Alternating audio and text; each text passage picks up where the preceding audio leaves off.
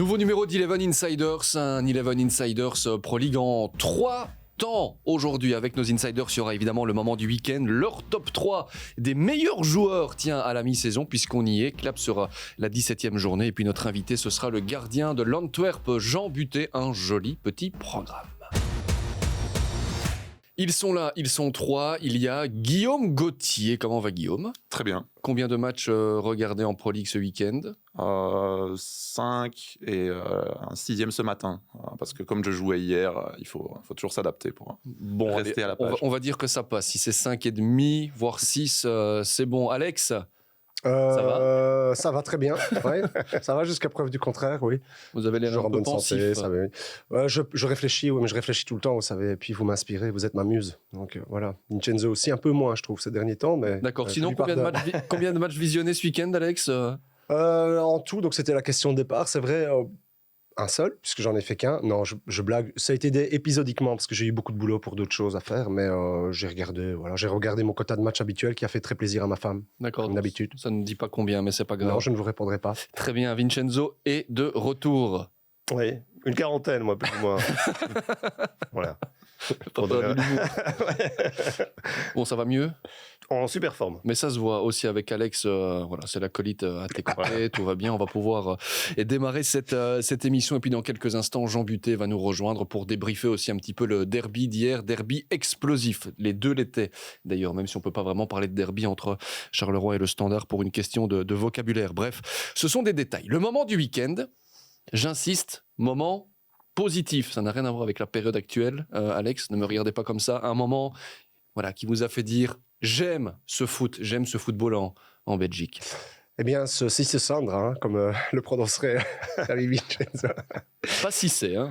Non. Mais c'était assez cocasse finalement qu'il commence et puis qu'il puisse marquer aussi. Ça symbolise aussi la force que Bruges a chez ces jeunes, parce que je l'ai déjà dit à de nombreuses reprises, mais ils sont vraiment en train de développer pas mal de jeunes joueurs à qui on donne une chance dans un club qui joue la Ligue des Champions et qui joue le championnat. Pour être champion, c'est quand même aussi bien de la part de Clément, parce que les entraîneurs ne le font pas tout le temps, c'est qu'il le méritait. On sait à quel point parfois on est frileux quand on doit lancer des jeunes avec des objectifs aussi importants. Et en plus, il a marqué, donc un jeune joueur 2003. T'es un très bon joueur, vraiment un beau talent. Je vous l'ai déjà dit, il y en a d'autres qui arrivent. Ils ont beaucoup de chance à ce niveau-là, Bruges. Il a marqué sur un assist de Ketelaar. Ouais, vous imaginez un petit peu les jeunes. C'est pas mal aussi. Il devrait être repris dans le groupe, Vincenzo, si ce Sandra du club de Bruges pour le match important à Paris. Justement, le moment du week-end. Moi, je vais pas parler d'un jeune. Je vais parler du grand Jojo. À qui on a rendu hommage d'une très belle manière à Anderlecht au Parc Astrid, c'était dimanche. Sa musique résonnera toujours, ça fait partie du folklore bruxellois et il faut garder cette tradition-là. Donc franchement, c'était un chouette moment. Et puis j'ai un autre petit moment, parce que celui-là, il est sans doute passé un peu plus inaperçu. C'était hier soir en fin de soirée. C'est l'arrêt à la 97e minute de jeu de Toulon, qui était rentré puisque Cook avait été exclu. Il a un arrêt fantastique à une main. C'est un gardien qui est là depuis des années en JPL, qui n'a jamais vraiment été numéro 1 quelque part, toujours été numéro 2, voire parfois numéro 3, avec une super mentalité. Il a eu plein de soucis physiques. Et là, il permet à Malines d'être encore dans le running pour le top 4. Donc c'était un chouette moment. Lui qui n'avait pas eu le temps de s'échauffer, en plus pour remplacer Cook, exclu dans ce Malines Gang, score final, un but partout. Et puis vous parliez du grand Jojo. Il y a certains supporters qui aimeraient que la musique du grand Jojo devienne l'hymne officiel après un but du Sporting. Donc voilà, on verra si du côté de la direction ce sera fait ou pas. Merci Vincenzo pour ce chouette moment, ce bel hommage aussi. Guillaume, ton moment du week-end, c'est lequel ? Une joie de coach, celle d'Alexander Blessin, qui a eu des moments assez difficiles ces derniers temps avec Ostende, avec une équipe qui a plus grand-chose à voir avec celle de l'année passée, et le fait de voir cette victoire contre Eupen dans un stade où il y avait vraiment pas grand monde, je crois qu'il n'y avait même pas 2000 personnes à Ostende, mais la communion avec ces rares supporters au coup de sifflet final, on voyait que c'était une libération pour les joueurs, mais aussi pour le coach, qui le contraste avec l'année passée étant tellement grand, a dû vivre des moments assez spéciaux ces dernières semaines. Oui, on l'a vu sur ces panneaux publicitaires monter à haranguer la foule. Il restait sur une série de 5 défaites consécutives, une élimination en coupe aussi. On verra si ça va leur faire du bien aux côtiers. Alex, On a décidé de faire une petite parenthèse. On s'en serait bien passé, je vous l'avoue, mais c'est un peu le coup de gueule du tech dans cette 11 Insiders. Mais non, mais voilà, il ne faut pas dire les choses à moitié. Vous n'étiez pas content hier soir quand vous m'avez fait un SMS. Vous m'avez dit, Jérémy, il y a des choses qui ne vont pas. Oui, parce que je ne savais pas trop si on aurait... On allait en parler, évidemment, tout le monde va en parler de cela. Et je ne veux pas enfoncer des portes ouvertes du tout, mais ce qui s'est passé hier, moi, il y a des choses qui sont à un moment donné difficiles, contre lesquelles on ne sait pas lutter, voilà, en tant que, voilà, que fidèle, passionné, etc. Et quand je vois des mots associés tels que la passion d'un club à cela, moi, je me demande vraiment où est la passion. Donc, c'est quelques énergumènes qui étaient tantôt du côté d'Anvers, tantôt du côté de Liège. C'est vraiment très fatigant. Je trouve que ça se passe en plus, ça arrive évidemment dans une période sanitaire à laquelle il y a eu beaucoup de pression de la Pro League pour pouvoir, sur le monde politique, pour pouvoir jouer ces matchs, non pas à huis clos, mais avec des stades ouverts. Ça la fout mal au niveau de l'image. Et je pense qu'il y a des priorités aussi que la Pro League doit mettre en place maintenant, c'est-à-dire au niveau de la discipline que les supporters doivent avoir. Sanctionner les clubs, ça ne sert à rien. Ça ne marchera pas. Je pense que si mes souvenirs sont bons, parce que je vous avoue ne pas avoir été relire ça, mais c'est sous le gouvernement de Margaret Thatcher, après les graves incidents qu'il y a eu en Angleterre, que des décisions très importantes ont été prises contre les fauteurs de troubles, avec des peines de prison vraiment exemplaires. Alors je sais, ça nous fait revenir à un passé qui n'est pas très reluisant, qui n'est pas si lointain non plus, mais hier, qu'est-ce qu'il aurait pu se produire? Parce que si on laisse faire ça, c'est l'avalanche vers d'autres choses. Est-ce que le retour Charleroi Standard ne va pas donner l'idée à certains de faire la même chose si à un moment donné ils sont menés? J'en sais rien, mais je vous dis, il y a une banalisation de cette forme de violence depuis quelque temps qui est quand même interpellante, moi qui m'interpelle beaucoup. Et une chose aussi que je trouve pas normale, c'est que les acteurs principaux, les joueurs, à un moment donné, je vais pas dire le mot, mais ils doivent les prendre en main aussi. Et venir quelque part s'auto-flageller à l'égard de leurs supporters en disant on s'attendait à ces réactions, etc., c'est pas ça qu'il faut dire. Ils sont aussi acteurs et ils ne peuvent pas cautionner ce type d'attitude. Ils doivent Référence à l'interview d'Arnaud Baudard. Mais il n'y a pas que lui. Il y en a beaucoup qui, dans ces cas-là, ont un peu peur de leurs supporters et donc viennent vous dire oui, mais il faut les comprendre. Mais il faut comprendre quoi? Il faut comprendre quoi? Qu'est-ce qu'il faut comprendre là-dedans? Comprendre qu'ils soient en colère, c'est une chose, mais comprendre qu'ils aillent qu'ils veuillent aller bagarrer avec les supporters adverses alors que c'est à leur direction qu'ils doivent en vouloir s'ils en veulent à quelqu'un réellement. Ça, je ne le comprends pas. Sanctionner les clubs, par exemple, avec un retrait de points, est-ce que ça pourrait avoir un impact un peu plus important, même si certains disent que ces pseudo-supporters qui sont là sont en fait des casseurs qui n'ont en fait parfois même rien à voir avec les clubs?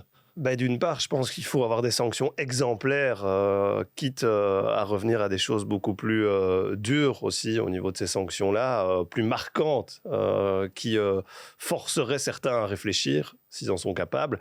Maintenant, il faut marquer le coup, parce que là, on dépasse les limites, on dépasse les bornes qu'on supporte, entre guillemets, en montrant des banderoles d'indignation, de mécontentement, qu'on siffle les joueurs, qu'on hue sa direction. Ok, mais qu'on traverse tout un terrain pour aller balancer un fumigène dans la tribune où est situé les supporters adverses, on va où là? C'est dégueulasse en fait. Mais c'est criminel aussi, et ça a été condamné dans un communiqué de l'Union belge. Je vous interromps, messieurs. Voilà, ils ont dit, voilà, ils sont témoins de comportements inacceptables, voire criminels. Donc les mots ont été utilisés, et en collaboration avec les clubs et tous les services concernés, disent-ils, la Pro League se réunira très prochainement afin de prendre les mesures appropriées. Mais j'ai comme le sentiment qu'on a déjà entendu et lu ce genre de choses. Ils sont obligés de dire ça. C'est de la communication. Ils ne vont quand même pas cautionner ce qui s'est passé hier. Ce serait le top quand même. Il ne manquerait plus que ça. Mais non, mais maintenant, ils doivent passer de la communication aux actions. Je crois, mais je ne crois pas que ce sont des actions vis-à-vis des clubs qui vont changer les choses. Guillaume, c'est vis-à-vis. Et en plus, Jérémy, c'est souvent à cause, encore une fois, on le dit, d'une minorité de supporters que d'autres vont payer. Parce que moi, je ne suis pas un adepte des réseaux sociaux. Faudra les fouiller un peu, mais je suis sûr qu'il y a plein de supporters du Standard ou d'Anvers hier, enfin du Berscott, qui évidemment ne sont pas d'accord avec ça, avec cette manière d'agir. Mais il y a d'ailleurs une déclaration qui a été réceptionnée par nos collègues de la RTBF avec un ultra, c'était dans Complètement Foot hier, si je ne dis pas de bêtises, qui déclarait « Oui, c'est malheureux, mais c'est logique ». C'est un ultra du Standard qui disait ça par rapport au comportement, ce qui s'est passé. Guillaume, là, ça a quand même de quoi un petit peu nous inquiéter. Je crois que, évidemment, on ne peut pas cautionner ce qui s'est passé, et les personnes qui en sont responsables, elles doivent être sanctionnées, parce que je pense qu'ils en sont conscients aussi, ils ont fait des choses qui ne se font pas. Mais si je me mets dans la situation d'un supporter du Standard qui, depuis sur les 2 ou 3 dernières saisons, paye un abonnement. Il y a des gens, c'est un vrai sacrifice de vie de pouvoir payer cet abonnement pour aller au stade et se rend compte qu'il y a des promesses qui ne sont pas tenues, qu'en début de saison, on dit « vous inquiétez pas, on va être compétitif, on va jouer le top 4 » et là, le standard des dernières semaines, il faut le dire, il joue le maintien. Bah, ça, plus ce qu'il y a eu les années d'avant, plus on vend un jeune prometteur à un montant où on a l'impression que si ce même joueur avait joué à Bruges sans être plus fort, il aurait été vendu 15 ou 20 millions et pas 5 millions. Ben, en fait, ils se rendent compte que tout leur échappe dans ce club. Et que c'est à partir du moment où ils se saignent, entre guillemets, pour aller au stade et qu'ils ne se reconnaissent plus du tout dans ce qu'ils voient, je peux comprendre qu'il y en ait qui aient envie de réagir. La réaction, est-ce qu'elle est la bonne? Non, certainement pas. Lancer des fumigènes sur les supporters de Charleroi ou lancer au Beerscot un fumigène sur un supporter de l'Antwerp, c'est hyper dangereux et c'est évidemment pas ça qu'on doit cautionner. Mais moi, j'ai été très surpris l'année passée. Alors, ok, il n'y avait pas de public, les stades étaient vides, mais que les supporters du Standard mettent aussi longtemps à réagir sur la situation. Ben, je vais t'expliquer pourquoi. Parce qu'il y avait encore Bruno Venanzi qui avait un contrôle de ses supporters. Oui, bien sûr. Via, voilà, je ne vais pas rentrer dans ces détails-là, mais on sait que hier, il l'a perdu. Ah oui, hier, c'était une manière de lui dire, écoute, Bruno, là, tu ne nous contrôleras plus, nous, on n'a plus envie de t'écouter. Il y a un peu ce message-là aussi sous-jacent, mais pas comme ça. Oui, dire qu'ils attendent la direction à la sortie et qu'ils aient une discussion avec eux, c'est une manière, je trouve, propre, forte, impactante de manifester son mécontentement. Mais ce qu'ils ont fait hier, en fait, ça dessert leur cause. Complètement. C'est ça Moi, que je veux dire. Ce que je veux dire, c'est que je comprends qu'ils aient envie de réagir. Et je comprends qu'ils se disent, si nous, on ne réagit pas, Qui va le faire? qui va le faire? Parce qu'ils voient le club qui est en train de partir dans une mauvaise direction au niveau des résultats sportifs et au niveau de la situation financière, c'est indéniable. Bruno Venanzi a donné une interview où il a promis qu'un investisseur arrivait... Visiblement, moi, d'après ce que j'ai entendu, il n'y aurait encore rien de bouclé par rapport à ça. Et donc voilà, ça fait un petit temps qu'on dit des choses. Quand les supporters ont été vus en fin de saison passée, ils ont entendu « on va ramener des gars avec de la grinta, des gars style Sergio Conceição ». Et puis au final, ils n'ont rien vu de ça. Donc je comprends qu'à un moment, ils se disent « on ne peut pas laisser faire ça, sinon qu'est-ce qu'il arrive à notre club ?» Mais la réaction n'est pas la bonne. Ouais, mais en fait, comme le disent très bien à la fois Alex et Guillaume, ils se sont trompés de cible. C'était pas les supporters Carolo qui devaient viser. Voilà, ils devaient se positionner devant la tribune officielle et dire et maintenant on fait quoi? Sans fumigène, sans rien. Voilà, si vous voulez poser un acte, et maintenant on fait quoi? Mais il y a aussi l'affront. L'affront, il est symbolique parce que c'est Charleroi. Je veux dire, face, même les pires années du Standard depuis 2008, il y a eu des très mauvaises saisons au Standard. Le Standard a été dernier à un moment, mais quand ils étaient derniers, ils étaient allés gagner à Charleroi, dans des circonstances aussi avec beaucoup de fumée. Sentiment d'humiliation. Mais ce sentiment, même cette certitude qui est que Charleroi ne vient jamais gagner à Sclessin, là c'est 0-3 à la 87e minute. Ça exacerbe le classement, hein, je veux dire, voilà. Et puis ça montait depuis des semaines. Il y avait eu Malines où ils étaient, où ils avaient aussi envahi le terrain. Il y avait eu le fumigène face à OHL et face à Romo aussi. Donc voilà, c'est pas une surprise. Ça exacerbe des sentiments et on sait dans quelle situation on peut être quand on est dans une tribune, quand on est peut-être arrivé au stade ou en ville à 13h et qu'on est allé boire des coups sur le marché de Noël. Mais de nouveau, je répète, tout ça n'excuse pas ce qui s'est passé, mais je pense qu'il y a des explications à ce qui s'est produit. Est-ce qu'on est surpris que, moi, si on m'avait dit, avant le match hier, Charleroi mène 0-3, je dis jamais le match ne va à son terme. Je crois que c'est une surprise pour personne, c'est ça le pire, en fait. Mais juste, je rajoutais ceci, je reviens là-dessus, dans la situation délicate dans laquelle on est actuellement. Vous avez dit dans une émission ici que ça avait donné des mauvaises idées aux politiques de se mêler un petit peu de la situation fiscale dans le milieu du foot. Ça va leur donner encore des idées avec ce qui s'est passé. C'est certain. Et c'est pour ça que je dis que finalement, tout le monde va être perdant, pas seulement le Standard, mais tout le monde. Et ce club, pour y avoir été joué là-bas, ses supporters, c'est l'essence même de ce club, de ces clubs comme ça, comme l'OM peut être concerné aussi par ce genre d'atmosphère qui sont particulières. Et c'est leur plus grande force et c'est à la fois leur plus grande faiblesse dans ces moments-là. Et c'est vraiment ça qui est dommage. Et cet antagonisme, je veux dire, des deux, fait que le Standard est ce qu'il est. OK. Mais je trouve quand même que hier, ils sont allés un cran trop loin. En tout cas, et comme Vincenzo le dit, c'était pas la bonne cible. Mais ça fait des semaines qu'on en parle, de tous ces problèmes dans les tribunes chez nous et ailleurs. Et ce week-end, alors que c'était un week-end qui devait être marqué du sceau de l'exemplarité par rapport aux conditions sanitaires, et d'ailleurs il y avait eu un communiqué de la Pro League vendredi, on a vendredi à Saint-Tron, les supporters de l'Union qui balancent aussi des fumigènes. Donc ça avait commencé très fort avec les meilleurs supporters, ou en tout cas les plus pacifistes de Belgique. Et puis au Berscott, et puis au Standard. Donc voilà, trop c'est trop. À un moment donné, maintenant il va falloir sanctionner, Après, c'est tout. Oui, On va il y a des dérives ce dans débat le dans foot, un instant. il y a des dérives, comme il y a des dérives dans la société. Enfin, je veux dire, les gens qui vont au foot, c'est aussi les gens Oui, qui, mais, bien, qui mais à un hier moment font une donné, Guillaume, manifestation à voilà, Bruxelles et où ça il faut dire déborde aussi. stop. Il faut Ah dire oui, bien stop. sûr. C'est tout. Oui, mais enfin, je veux dire, c'est par rapport à ce que disait Alex sur la réaction du politique. Je pense qu'elle existera et qu'il y aura un certain opportunisme, alors que, Ouais. je veux dire, ils ne contrôlent pas plus les manifestations dans les rues. Non, on parce fait quoi qu'ils ont leur responsabilité aussi là-dedans. Bien sûr. Messieurs, on fait quoi du coup? Il faut punir, mais à quel niveau? Non, mais je pense que Encore quand une fois. on apprendra que des supporters fauteurs de troubles, excusez-moi de le dire, mais sont en prison et doivent y purger des peines exemplaires, comme ça a été le cas en Angleterre, je vous assure que ça en fera réfléchir plus d'un. Au-delà des interdits de stade qui ne sont jamais réels, je connais des gens qui font partie des ultras, on sait comment ça se passe, comment des interdits de stade finalement arrivent à assister à des rencontres. Voilà. Et je pense que c'est un sujet très tabou, très touchy, j'ai le sentiment, et qu'on a peur finalement de vraiment s'en mêler. C'est un peu l'impression que j'en ai. Mais écoutez, pour moi, des sanctions exemplaires seront le seul moyen de dissuader les futurs fauteurs de troubles. Il faut quand même se poser des questions. Parce que la C'est le prochaine moyen. étape, c'est quoi? C'est avoir un mort dans un stade? On en est là, hein. Je suis désolé, mais on en est là. La Oui. prochaine étape, c'est ça. Oui, parce que j'ai l'impression qu'à un moment donné, on est toujours en train... En fait, nous, on pense qu'on joue sur l'opportunisme des situations pour se faire valoir là-dedans. Mais moi, je m'en fous complètement. Je vous dis simplement, il ne faut pas banaliser ce genre de choses. Le foot, les spectateurs, les dérives, certaines dérives sont acceptables dans le milieu du foot parce que ça fait partie un petit peu du folklore, entre guillemets, footballistique. Mais pas ça.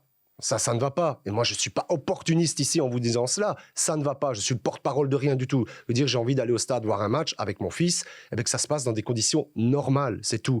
De folklore normal, avec, oui, du chambrage, etc. Ça en a toujours fait partie. Mais pas ce qui s'est passé. Ouais, vous allez C'est réfléchir par deux fois si vous allez au stade et que vous risquez que votre enfant prenne un fumigène dans la tronche. Excusez-moi, mais moi, j'ai même plus envie de mettre TP dans un stade. Non, J'étais hier, je pense aussi à Christine qui était à Standard Charleroi. J'étais hier dans le derby anversois. Il y a vraiment un moment donné où on se dit, on va arrêter. Que fait-on? À quoi ça sert d'être là? Tout à fait.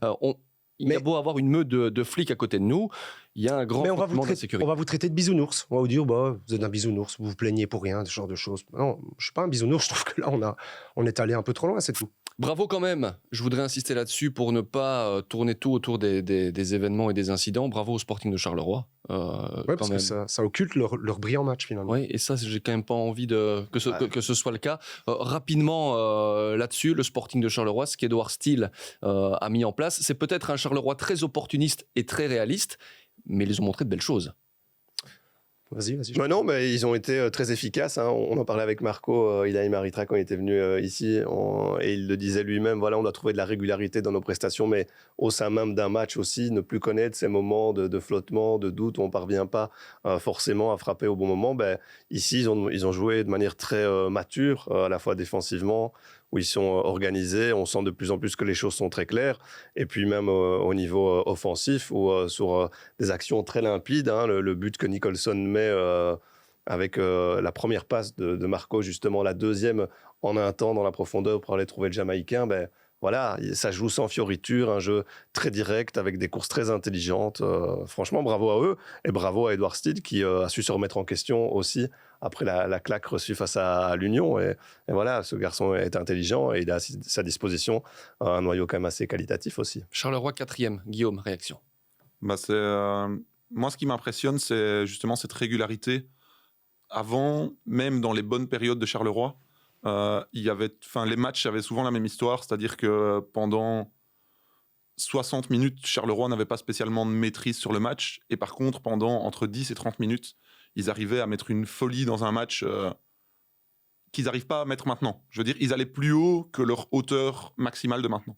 Par contre, là où le travail d'Edouard Steele est remarquable, c'est qu'il a augmenté la hauteur du plancher, c'est-à-dire qu'on n'est plus jamais quasiment aussi bas, parce qu'il y a beaucoup plus de repères quand les choses vont mal. Le début de match au Standard, ça se passe pas bien. Kofi les sauve, parce que le Standard fait un très bon début de match. On a tendance à l'oublier avec le résultat, mais c'est peut-être le meilleur début de match du Standard cette saison. Mais Charleroi parvient à rester à flot et à garder sa ligne de conduite en sachant que le Standard va avoir un moment où ça va diminuer et que eux, à ce moment-là, ils seront toujours à la même hauteur et donc ils passeront au-dessus. Dans un instant, Jean Butet nous rejoint, mais on referme ce chapitre Charleroi avec Alex. Une réaction par rapport à ce que disait Guillaume, c'est intéressant, cette histoire de plancher et aussi j'ai du mal à le dire, de corroborer les propos de Vince. Oui. Moi, j'exprimerais ça au travers de cette explication. Je trouve que les entraîneurs très structurés comme Edouard Steele aujourd'hui, qui ont un plan, parce que je vous assure, il a un plan pour tout. Que ce soit la sortie de balle, comment ils vont attaquer, comment ils vont utiliser les faiblesses de l'adversaire, comment ils vont contrer leurs forces. D'abord, je trouve qu'ils ont fait au Standard ce qu'Anderlecht leur avait fait la semaine précédente, un peu pour schématiser un peu le plan de jeu. Mais au-delà de ça, c'est que ils structurent ces entraîneurs, je ne parle pas d'Edouard en particulier, mais structurent tellement bien le jeu qu'à un moment donné, un joueur moyen va prendre une plus-value dans des équipes comme ça. Tous les joueurs moyens, tous les gars, par exemple, qui ont d'excellents paramètres physiques, voilà, qui vraiment ont du coffre, pour un profil précis, à un poste précis, vous allez savoir presque les surutiliser. En tout cas, ils vont bien fonctionner dans le système. Des joueurs, là, par exemple. Par exemple, Jackson, il a une grande qualité. Ce sont ses qualités physiques qui sont vraiment exceptionnelles. Il y a des qualités physiques exceptionnelles. Et je trouve que Edouard les rentabilise au maximum. Et vraiment dans une fonction qui lui va à merveille. Et c'est positif ce que je dis pour Jackson, parce que je trouve qu'il est en train vraiment de faire une belle saison. Mais un joueur, je vais prendre l'exemple de Papou Gomez à l'Atalanta. J'en discutais il n'y a pas longtemps. Ce mec, il s'est disputé avec Gasperini dans un style de jeu assez proche de ce qu'Edouard veut faire, d'ailleurs. Hein. Toute proportion gardée. Grosse structure, 3-4-2-1 aussi, voilà, avec des courses très intelligentes, etc., contre-pressing, machin, tout ça, tout ce que vous voulez. Toutes les choses modernes qu'aujourd'hui les entraîneurs mettent en œuvre. Il s'est pris la tête avec lui parce que c'est un électron libre, c'est un mec qui a tellement de talent que le faire fonctionner dans une structure comme celle-là va l'étouffer et finalement va brider son talent.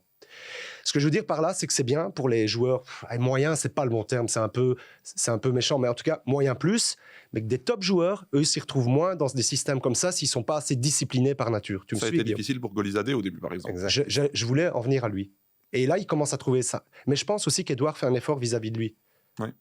Que les deux se rapprochent. Il sait qu'il doit lui laisser une certaine liberté parce qu'il va lui amener quelque chose, et l'autre lui rend aussi ce qu'il peut lui rendre par rapport à la structure. C'est là où il progresse aussi en tant que jeune entraîneur, même dans sa relation avec son noyau. Mais j'étends ça vraiment de manière générale à tous ces entraîneurs très modernes qui amènent finalement quelque chose de différent. C'est que c'est souvent le cas avec des joueurs vraiment exceptionnels. Ben, ils ont tendance parfois à être un peu bridés. Donc voilà. En un mot, c'est soit oui, soit non. Charleroi dans le top 4. Vince, à la fin de la saison, oui ou non? J'ai envie de dire oui. Guillaume? Non. Alex? Non. Voilà, mais ça a le mérite d'être. Ça veut dire 5e ou 6e, quoi. C'est ça que je veux dire. Il va manquer un petit truc, peut-être. Est-ce que l'Antwerp y sera, dans ce top 4 à la fin de la saison? Oui. C'est un oui pour Vincenzo. Oui. C'est un oui pour Alex Teclac. Oui. C'est un oui pour Guillaume Gauthier. Est-ce un oui pour Jean Butet? Salut Jean. Salut à tous, ça va? Très bien, et toi? Ça va, bien, merci. L'Antwerp dans le top 4 à la fin de la saison? J'espère comme vous tous. Ouais, non, c'est l'objectif de toute façon. Donc pour l'instant, on est bien parti, on est à la moitié. Et il va falloir prendre autant de points, si ce n'est plus que cette première partie de saison pour y être. Ouais. Bon, ça a été l'entraînement ce matin tranquille après une victoire dans le derby. Ça s'est passé comment? Ouais, tranquille. Une partie pour ceux qui n'ont pas joué sur le terrain. Pour l'autre partie, c'est en salle, un peu de vélo, d'étirements, de muscu, et puis bain froid, bain chaud, et pour certains les massages. Donc voilà, c'est tranquille. Vous avez fait la fête avec vos supporters hier au retour au Bossel. J'ai cru voir une story sur Instagram avec Rajan N'Golan. Ouais, il y a eu les supporters qui sont venus devant le stade et on est allé les saluer rapidement en revenant. Donc on n'a pas pu trop célébrer avec eux après le match. Concernant les incidents qui s'est passé sur le stade, donc voilà, c'était l'occasion de les saluer, de les remercier et puis voilà, de célébrer la victoire rapidement avec eux. Ouais. Alex, Vincenzo, Guillaume, si vous avez une question pour Jean, préparez-la. Moi, j'en ai une pour vous, pour revenir aussi sur ce qui s'est passé dans le derby hier. Question pour toi, Jean. Cette nouvelle patate de Rajan N'Golan, franchement, à l'entraînement, tu as déjà été confronté à ce genre de grosse bourrasque? Ouais, je peux vous dire que on enlève les mains parfois parce que je pense qu'à l'entraînement, on n'a pas trop envie de se tordre un doigt, mais ouais, non, c'est quelque chose et c'est pas une surprise. On le connaissait déjà avant qu'il arrive à l'Antwerp, mais je pense que voilà, l'entraînement, je le découvre de plus en plus et ce qu'il fait, c'est incroyable et j'espère que c'est pas la dernière. Messieurs, l'Antwerp a 5 points de plus que la saison dernière. Vous avez tous répondu oui à la question. L'Antwerp sera dans le top 4. Est-ce que l'Antwerp peut même viser le titre et est un candidat sérieux au titre? C'est le débat que j'ai envie d'avoir avec vous aussi, Vincenzo. En tout cas, c'est l'ambition du président. De l'ambitieux président de l'Antwerp. Donc voilà, il a clamé haut et fort depuis le retour du matricule 1 en JPL qu'à terme c'était le titre. Ils ont gagné la coupe, ils se sont qualifiés pour la Coupe d'Europe et maintenant ils veulent aller titiller le Club de Bruges. Il a ramené Nainggolan, je veux dire, qui est capable de ramener Raja Nainggolan en Belgique. Quelqu'un qui a des sous. Voilà, et qui a envie d'aller chercher ce titre-là. Et puis il a construit aussi un noyau au niveau qualitatif qui tient la route, où tous les postes sont doublés, où il y a pas mal de profils différents, que ce soit offensivement mais aussi défensivement. Donc voilà, avec un entraîneur qui a de la suite dans les idées, même si il a mis du temps forcément à mettre ces choses-là en place et qu'il a été aussi un peu bousculé récemment par une certaine pression à la fois populaire mais une pression médiatique aussi parce qu'on ne s'y retrouvait pas forcément dans le jeu. Ils ont répondu sur le terrain aussi, les joueurs de l'Antwerp. Donc c'est quand même une grosse machine. Et je pense que voilà, ils seront là jusqu'au bout en tout cas. Vous sentez cet aspect grosse machine, Jean, notamment dans la presse, la pression que vous pouvez éventuellement ressentir. On s'est croisés hier et je te posais cette question-là aussi. Dans le jeu en première mi-temps, par exemple, c'était pas bon et directement quand c'est pas bon à l'Antwerp, on en parle. Ouais, c'est sûr. Il n'y a pas que la pression médiatique, il y a les supporters aussi qui exigent du beau jeu et je pense que ce qu'on a produit l'année dernière était très bon en première partie de saison et on se doit d'être dans cette continuité-là. Donc c'est sûr qu'avec le retour des supporters dans les stades, tous les fans aimeraient qu'on marque énormément de buts et qu'on joue super bien au ballon, mais comme des matchs comme hier, c'est que c'est des matchs spéciaux avec un enjeu très très important pour la ville, pour le club, pour les fans, pour nous joueurs. Donc parfois on a joué peut-être un peu trop directement des longs ballons, mais voilà, je pense qu'on a deux armes un peu intéressantes aussi avec Samatta et puis Frey devant pour jouer ces deuxièmes ballons. On les a peut-être pas forcément gagnés en première mi-temps, un peu plus en deuxième, mais ouais, c'est vrai que le jeu n'était pas forcément des plus beaux hier. Guillaume, un gros noyau, on l'a dit, beaucoup de qualité dans ce noyau de l'Antwerp, mais parfois ça ne fonctionne pas. Comme hier, on se marche parfois un petit peu sur les pieds. Comment vous l'expliquez ? Je pense qu'il y a... déjà, le noyau, on a ramené beaucoup de noms. Je pense que c'était une ambition aussi du président. Il faut se rendre compte, c'était un gros chantier à l'Antwerp, puisqu'il y avait beaucoup de joueurs qui, avec Lucien Donofrio, étaient là en près d'un an ou en... Passage. Oui, c'est ça. Il y avait beaucoup de joueurs qui n'avaient pas vraiment de lien avec l'Antwerp, si ce n'est on est reprêté chaque fois un an parce que Lucien est toujours là. Et donc je crois qu'il y a eu beaucoup à reconstruire. On sortait quand même d'un club où il y avait eu, l'année passée, on est passé du jeu d'Ivan Leko à celui de Frankie Verkotteren. Donc ça peut désorienter certaines personnes, quoi. Il faut se mouiller la nuque avant de regarder un match puis l'autre. Et je pense aussi qu'il y a donc beaucoup de noms et qu'on a peut-être plus pensé à la qualité qu'à la complémentarité en les faisant venir. Donc par exemple, je pense qu'on ne s'attendait pas, même à l'Antwerp, parce que Michael Frey marque autant de buts dès le début. Et donc Eggestein est arrivé, Samatta est arrivé, même Michael Frey, il joue toujours parce qu'il marque tout le temps. Donc il est là, mais il faut quand même mettre Samatta, parce que Samatta, c'est un bon joueur. Et donc, au début, on le met sur le côté, puis on le met en pointe à côté. Donc, ça demande beaucoup de bricolage. Nainggolan, il faut qu'il joue parce qu'il apporte quelque chose, mais il a aussi des limites, notamment dans les reconversions défensives, qui font qu'on doit le protéger. Et tout ça, c'est un puzzle, en fait, très, très compliqué. Alors que, paradoxalement, ils ont beaucoup plus de qualité que ce qu'ils n'ont jamais eu. Peut-être plus que tous les clubs du championnat. Mais par contre, il faut trouver ce juste bricolage tout en prenant des points. Parce qu'au début, Brian Prisk, il a essayé, j'ai l'impression, d'imposer un peu plus ses idées. Ça prenait pas de points et assez vite, on lui a dit si tu gagnes pas, alors ça va être fini, quoi. Et il avait été surpris de ça. Donc je pense qu'il est devenu plus pragmatique aussi par rapport à ça. Réaction peut-être de Vince et puis de Jean par rapport à ce que vient de dire. Mais non, mais il a raison. Voilà, c'est la construction d'un noyau pour aller chercher un titre. Et donc, forcément, avec beaucoup de monde et beaucoup de noms et beaucoup de joueurs avec un statut.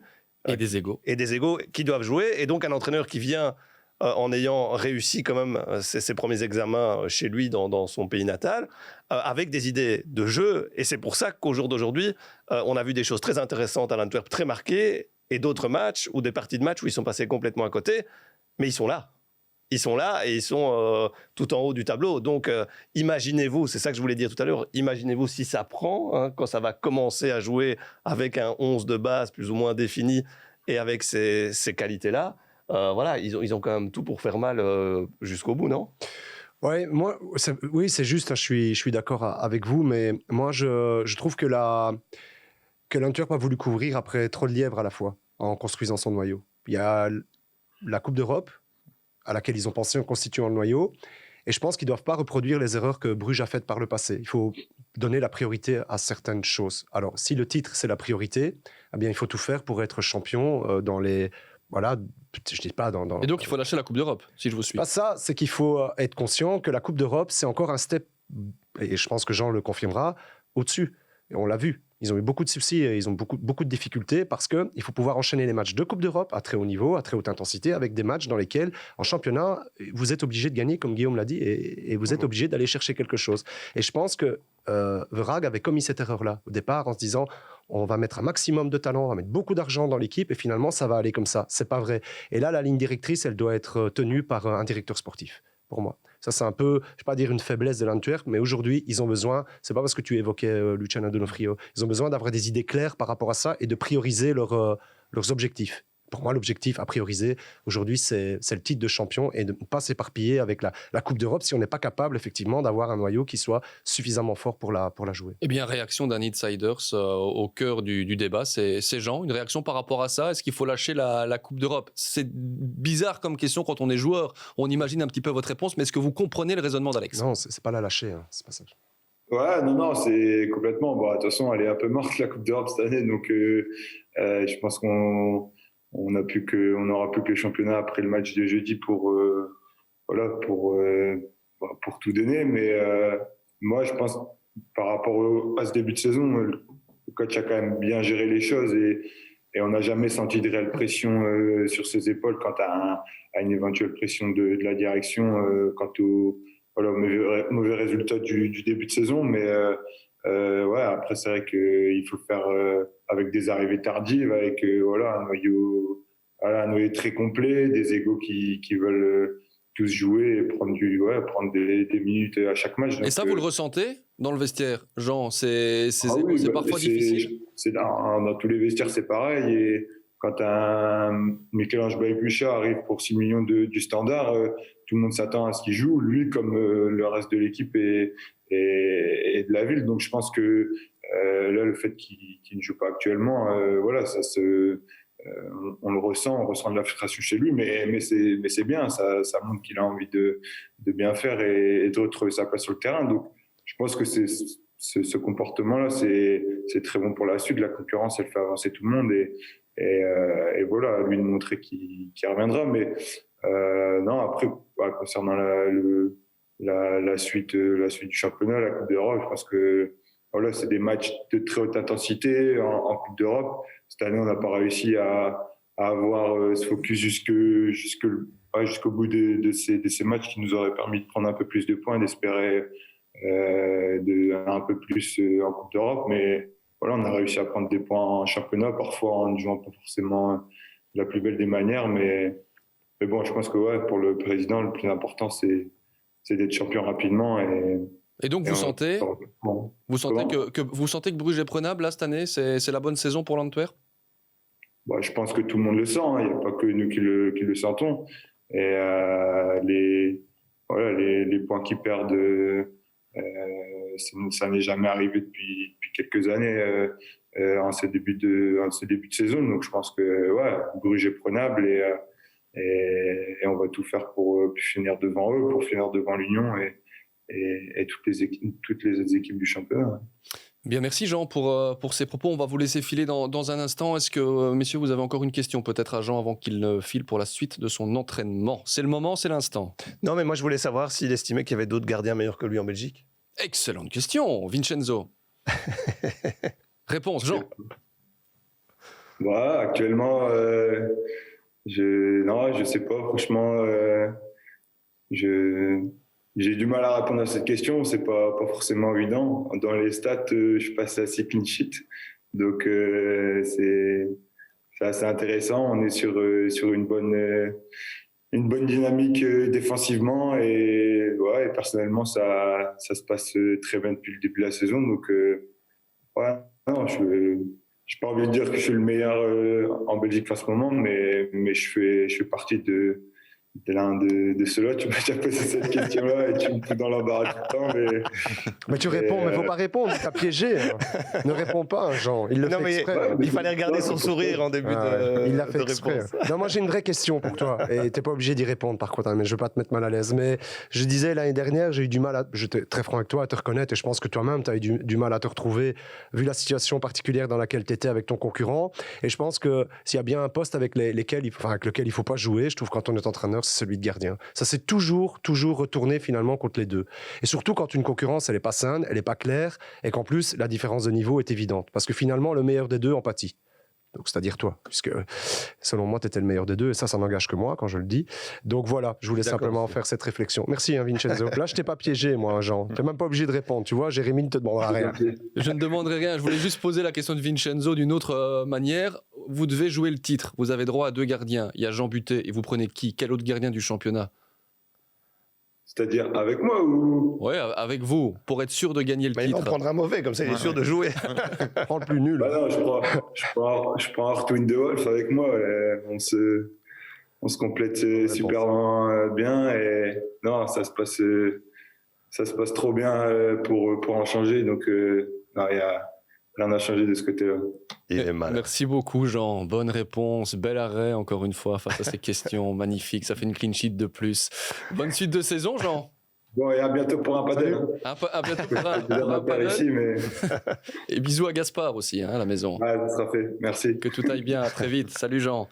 Merci d'avoir été avec nous. On va poursuivre cette émission dans laquelle on prend le temps. C'est bien, mais on est quand même là aussi pour faire un petit peu le bilan de la mi-saison. On va y aller avec le top 3 des équipes qui proposent le plus beau jeu depuis le début de la saison. Je regarde Alex, mais c'est à Guillaume que je vais poser cette question-là. Vraiment, je t'en prie.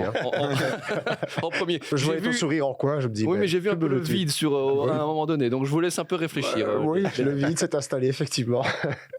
Malines. En 1 ou en 3? Pas de classement. D'accord. J'en donne 3 déjà.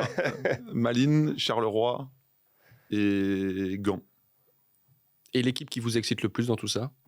Et pourquoi? Il y a l'Union aussi, c'est vrai. J'ai pas mis l'Union. Elle est 4e pour l'instant. J'aime beaucoup Malines, même si défensivement, c'est parfois un peu flou, pour le dire gentiment. Mais dans le fait qu'ils n'ont pas un joueur exceptionnel et qui parviennent malgré tout à se créer beaucoup d'occasions par le mouvement qu'ils amènent. Enfin, quand ils en parlent, les joueurs eux-mêmes, ils disent on joue un genre de chaos organisé. Et on ressent vraiment ça quand on voit Malines, c'est-à-dire qu'il n'y a pas un gars où quand on se dit lui, il a la balle, il va se passer un truc d'office. Mais par contre, n'importe lequel, plus ou moins, à 30 mètres du but, par 2-3 mouvements, peut amener une occasion de but. Et ça, c'est un truc que je trouve très impressionnant et que, après la première saison de Malines, donc il y a 2 ans en Division 1, j'aurais pas du tout attendu avec Wouter Franken.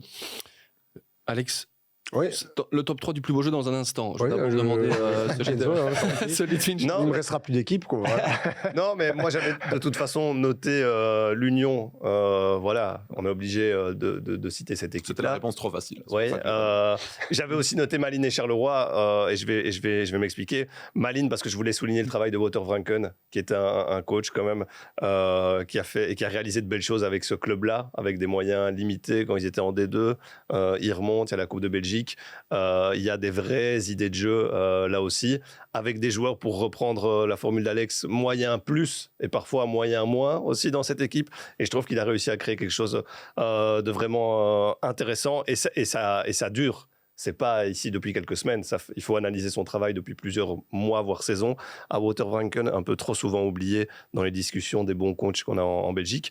Et puis Charleroi, pourquoi ? Parce que pour moi, c'est un peu et je l'ai déjà dit, le KVO de l'année dernière, où tout de suite on a senti quelque chose qui s'était installé rapidement grâce au travail de l'entraîneur, avec des idées. Et du coup, voilà un football assez moderne à Charleroi, qui a basculé justement dans cette forme de modernité à différents étages du club. Et je trouve que ça se voit aussi sur le terrain.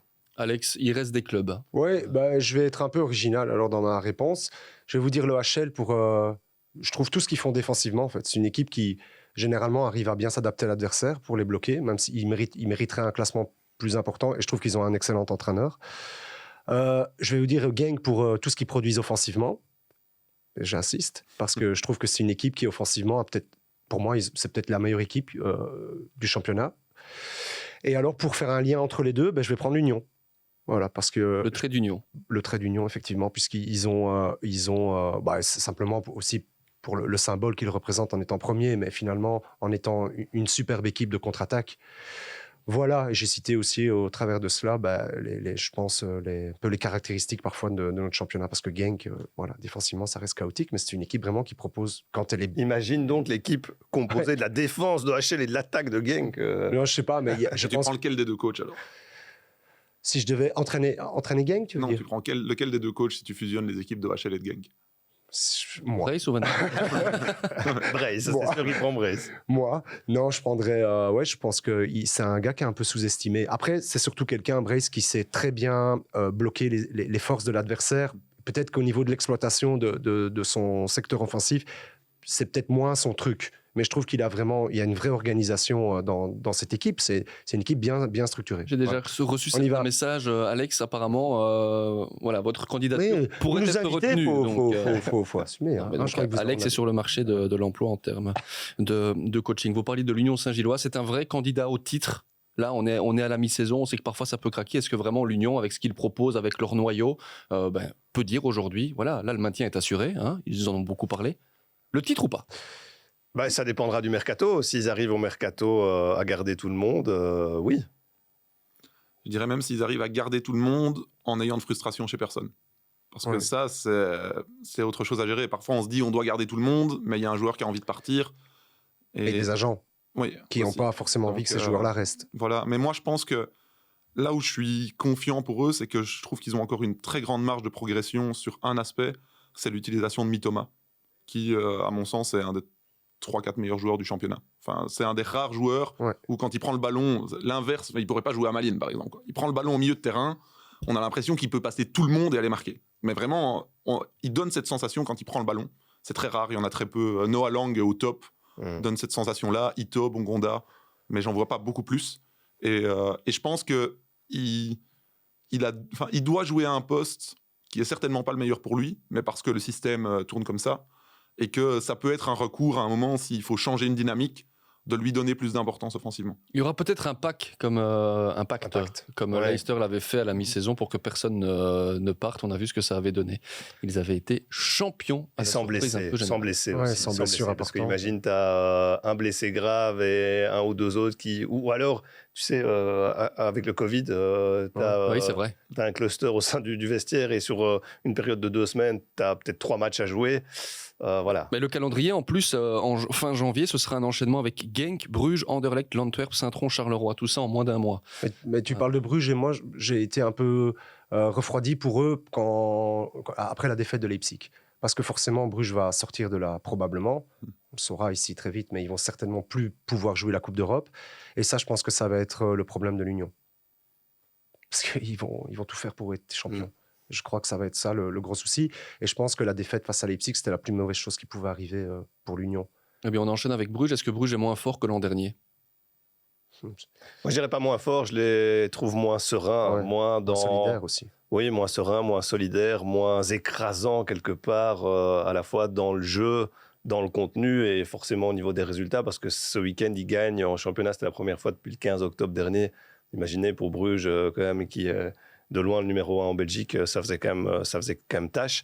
Et puis c'est quand même assez révélateur des soucis qu'ils ont Ici, alors, ils gagnent 3-2, ils auraient pu gagner 6-2, hein, soyons clairs aussi, mais ils parviennent pas comme ça à être dominateurs, à finir les matchs, à plus laisser l'adversaire pouvoir encore espérer et vivre un peu. Et ça fait quand même un certain temps que ça dure. Voilà, comme le dit Alex, on verra ce qui se passera avec l'aventure européenne. Hein, mais il y aura une réaction brugeoise, ça c'est sûr et certain qu'à un moment donné, ils vont retrouver une certaine dynamique. Bruges qui jouera contre Paris. Ils peuvent encore se qualifier pour une Coupe d'Europe. Bon, ce sera contre Paris. Le classement, à la même période la saison dernière, est-ce que vous vous rappelez qui était en tête ? Genk ? Le Racing Genk, qui avait, par rapport à son classement d'aujourd'hui, 12 points de plus. C'est quand même énorme. C'est beaucoup. Et le club de Bruges était deuxième, comme aujourd'hui, avec le même nombre de points exactement. 33, voilà pour ce classement. Je vous donne vite le reste. La saison dernière, on avait Charleroi qui avait 30 points, donc un petit point de moins cette saison. Et puis le Berscott était quatrième à la mi-saison l'an dernier. Je vous dis juste qu'Anderlecht avait 26 points la saison dernière. Ils en ont 2 de plus cette année. Et puis pour le Standard, eh bien 25 points. C'est 5 de moins cette saison. Donc voilà, j'en profite pour vous dire que l'info vient de tomber au niveau du Standard, qui a pris des mesures et qui condamne évidemment tout ce qui s'est passé hier. Arrêt notamment des ventes de tickets pour les matchs à domicile, notamment aux différents groupes d'animation. C'est une info qui vient de tomber. Donc voilà, c'est une des premières mesures qui vient un petit peu aussi se rajouter au débat que l'on a eu tout à l'heure. J'en profitais pour vous le donner. Qui sera dans le top 4 à la fin de la saison ? Ça, c'est la suite. Il y aura aussi votre soulier d'or, le soulier d'or des insiders dans quelques instants. Mais donc, Guillaume, qui pour compléter le top 4 ? Je prends des notes. Ça vaut ce que ça vaut. On le sait, mais j'aime bien ça. Bruges, l'Antwerp, l'Union et... Est-ce que Malines, qui vous plaît, sera dedans comme peut-être surprise ? Est-ce que Charleroi va intégrer ce top 4 ? Je crois que ce sera Gand ou Anderlecht. Il faut choisir. Alors je vais dire Genk. Puisqu'on m'oblige à choisir, j'ai un autre truc. Genk, s'il change d'entraîneur. S'il change d'entraîneur, c'est un joli contre-pied aussi que vous avez pris à cette question. Alex ? Moi, vous mettez Anderlecht à la place de Genk, c'est tout. D'accord, je note Anderlecht à la place de Genk. Vincenzo. Et moi, j'avais dit Charleroi tout à l'heure dans le top 4, donc on met Charleroi à la place de Genk et Anderlecht. Donc Bruges, Antwerp, Union, Charleroi. Très bien, c'est noté, messieurs. C'est magnifique. Et pour la relégation, qu'est-ce qu'on fait avec tout ça ? Parce que là, les équipes, on va prendre un petit peu le classement. Le Berscott a 9 points, c'est 7 de moins que le Cercle. Et puis, c'est quand même serré avec le Standard, Guillaume en parlait, Louvain, Serein, Zulte, Waregem. Sur la longueur, on a déjà vu la première partie de cette saison. Est-ce que Serein est armé pour se maintenir ? Est-ce que le Berscott peut encore se sauver ? Voilà, c'est le petit débat que j'ai envie d'avoir avec vous là maintenant. Guillaume ? Alex réfléchit. Je trouve que le Berscott a déjà beaucoup de retard et ils n'ont pas l'air de surfer sur une dynamique suffisante que pour le moment. Après, avant le mercato, c'est difficile. Le mercato peut changer beaucoup de choses. Surtout que c'est un club qui a la capacité de ramener de très bons joueurs. Quand on voit Moïse Caicedo qui appartient à Brighton. C'est très curieux qu'il soit d'ailleurs pas à l'Union. Mais ça aide l'Union à dire qu'ils n'ont pas de lien avec Brighton en tout cas. Mais donc, tout ça pour dire que le Berscott me semble en difficulté. Après... Je trouve que Zulte Waregem, c'est vraiment pas terrible et c'est très friable, mais ils ont déjà, je crois que Gano est à 10 buts maintenant. Et donc ils ont 2 joueurs à plus de 10 buts. Ça peut être un atout pour se sauver. Serein, c'est un peu la même dynamique avec 2 joueurs très performants devant, mais assez friables derrière. Du coup, 17e, c'est très difficile. 18e Berscott. Oui. 17e Zulte Waregem. Très bien. Alex, qui a eu le temps un petit peu de réfléchir à cette question qui ne sert pas finalement à grand-chose. J'ai vu beaucoup ces équipes-là ces derniers temps. Berscott, j'y crois de moins en moins, même s'ils ont des capacités financières, parce que je trouve que je suis d'accord avec Guillaume, il y a trop de retard qui a été pris. Et puis en voyant jouer cette équipe, je l'avais aussi eu l'occasion de l'avoir joué en Coupe de Belgique, le nouvel entraîneur amène plus de structure par rapport à Maas. En même temps, c'était pas difficile. Ouais. Mais je suis quand même très perplexe quant à leur sauvetage cette saison. J'y crois pas trop. Serein, la différence, c'est que est-ce qu'ils auront les capacités financières, eux, pour compenser ? Je suis pas sûr. Ils ont un super milieu de terrain. Ils ont Mikotadze aussi, qui est un super attaquant, vraiment, qui a un niveau, c'est un joueur vraiment exceptionnel, je trouve. Donc c'est quand même des atouts aussi importants. quant à Zul, je les ai vus hier. J'ai du mal vraiment à classer cette équipe, quoi. C'est vraiment une équipe qui a beaucoup de difficultés à s'organiser derrière le ballon, qui n'a pas non plus des top défenseurs, qui est en très grande difficulté, qui encaisse trop de buts, un nombre de buts encaissés qui est vraiment trop important pour espérer se sauver, en tout cas dans ces conditions. Donc il faudra qu'on trouve plus mauvais qu'eux. Et je pense qu'actuellement, le Berscott est moins bon qu'eux. On peut contourner en disant que le 17e va gagner le barrage. C'est vrai. C'est vrai aussi. Vincenzo. Moi, je suis d'accord avec Alex et Guillaume. Je vois pas trop comment le Berscott va s'en sortir à l'heure actuelle. Quel est le déclic ou quel sera le déclic ? En janvier, il reste 9 journées de championnat. Donc, même si on fait un top mercato... il faut le faire très tôt. Voilà, il faut le faire tôt et que ça prenne tout de suite, quoi, parce que vous perdez encore des points sur les deux matchs en janvier. C'est cuit. Donc, voilà. Et puis, pour les barrages, il y aura 4-5 équipes. Et peut-être bien, tout à l'heure, tu disais le Standard, mais peut-être bien qu'ils vont devoir quand même faire attention parce qu'on sait que c'est un championnat où, finalement, tu peux gagner un week-end et puis perdre 2 week-ends, prendre un point ou faire 3 matchs nuls consécutifs et tout le monde sera là assez serré avec le Standard, avec le Cercle, avec Zulte Waregem et peut-être Serein aussi qui va connaître un coup de mou. Donc voilà, ça va être ouvert, je pense. Et 8 fois sur 10 lors des dernières saisons, donc sur les 10 dernières saisons, celui qui était dernier à l'issue de cette 17e journée est descendu. Donc voilà, seul le Cercle et Eupen ont réussi à s'en sortir. On va refermer cette émission dans quelques instants, mais je m'en voudrais vraiment de ne pas vous demander de manière très brève votre top 3 du soulier d'or, en quelque sorte, de la mi-saison, avec une petite particularité, c'est que je vous interdis de prendre Denis Undav dans ce top 3. Qui peut commencer? Tu peux commencer, Guillaume, s'il te plaît. Non, il a toujours commencé. Ce sera Alex. Voilà. Ouais, franchement, j'avoue ne pas avoir trop réfléchi à la question et je dois voter. Tu dois voter. Ouais, je dois voter, mais j'ai le temps jusqu'au 27. Donc c'est aussi pour ça que j'ai pas encore préparé. Vincenzo, on va faire le top 3 du soulier d'or. Merci Alex. Je dois mûrir cette réflexion, vous comprenez. On peut prendre des consultants qui viennent un peu préparer. Je vais vous le dire aussi pour la prochaine. Allez, sur le feeling comme ça, je dirais que Lang va prendre beaucoup de points, forcément. Non, est-ce que ça veut sur le deuxième tour? Je te laisse répondre alors. Non, mais si on peut pas prendre Undav, je vais quand même mettre Panzer, qui est quand même le deuxième joueur le plus décisif de la compétition. En 2, je mettrais quand même quelqu'un du Sporting de Charleroi et quelqu'un du milieu de terrain, c'est Morioka. Voilà, j'aurais pu mettre Ilaï Maritra ou Zorgan pour le côté révélation, mais je préfère Morioka. Et en 3, j'avais noté Sergio Gomez, qui est un vrai bon et beau joueur de foot avec un pied gauche quand même assez exceptionnel, le nombre de passes décisives, le nombre de buts qu'il a inscrits, l'impact qu'il a sur le jeu andorlectois, son volume de jeu. Voilà, moi je trouve que c'est un gars qui mériterait quand même des points. Ouais, c'est joli, c'est un beau top 3. Qu'en pense Guillaume? Alors moi, je dois vous avouer que j'ai le droit de vote pour le soulier d'or depuis cette saison, mais que je ne vote pas. Par principe, mais je veux bien faire nous expliquer un peu, développer. Déjà bravo de faire partie de... J'aimerais bien que ton introspection, tu ailles jusqu'au bout là. Okay, je vous explique. Pour moi, une récompense individuelle dans un sport collectif, ça n'a pas de sens, d'autant plus quand c'est sur une année civile alors qu'on joue des saisons. Donc je laisse mon vote à un de mes collègues que je ne citerai pas. Très bien. Mais bon, ici, dans Eleven Insider, c'est sur les 17 premières journées. Donc voilà, le top 3. Mais je veux bien faire une exception pour vous. Donc, ce sera très proche de ce qu'a dit Vincenzo. Je pense que Van Zer, c'est le plus logique à partir du moment où on ne peut pas mettre Undav. OK.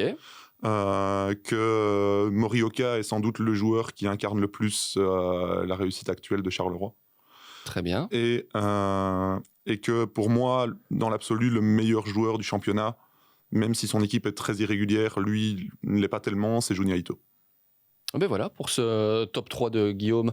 Alex, ce sera le mot de la fin, la conclusion de cette émission. Vous avez la pression sur les deux épaules. Non, mais un Carolo, ça tombe sous le sens, il y en aura un. J'aime bien Kofi aussi, je sais bien qu'il aura peut-être beaucoup de points pour le trophée du gardien, mais je trouve que c'est un super gardien. On n'en parle pas beaucoup, mais je vais quand même le prendre. J'aurais pu prendre Marco, effectivement, ou d'autres. De Ketelaar, je trouve que c'est un peu le joueur qui est resté quand même stable et régulier avec Bruges. Il a un petit peu passé là, je veux dire, ces derniers temps. Et alors, le troisième, j'ai envie de citer un joueur que j'aime bien, que je trouve qui lui aussi a amené quelque chose et a tout de suite été bon pour son équipe, c'est Hendry. Je le dis en tant qu'ancien défenseur, mais je sais qu'il ne va pas récolter beaucoup de votes.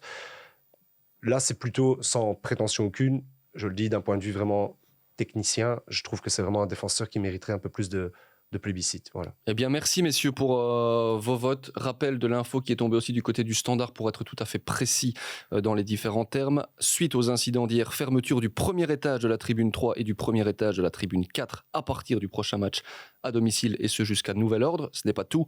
Arrêt de la vente de tickets pour les matchs à domicile. Interdiction de vente également de tickets au groupe d'animation pour les matchs en déplacement jusqu'à nouvel ordre. Voici les premières sanctions qui tombent suite aux incidents d'hier entre le Standard et le Sporting de Charleroi. Merci Alex, merci Vincenzo, merci Guillaume. On se retrouve demain pour parler de football international. À très vite.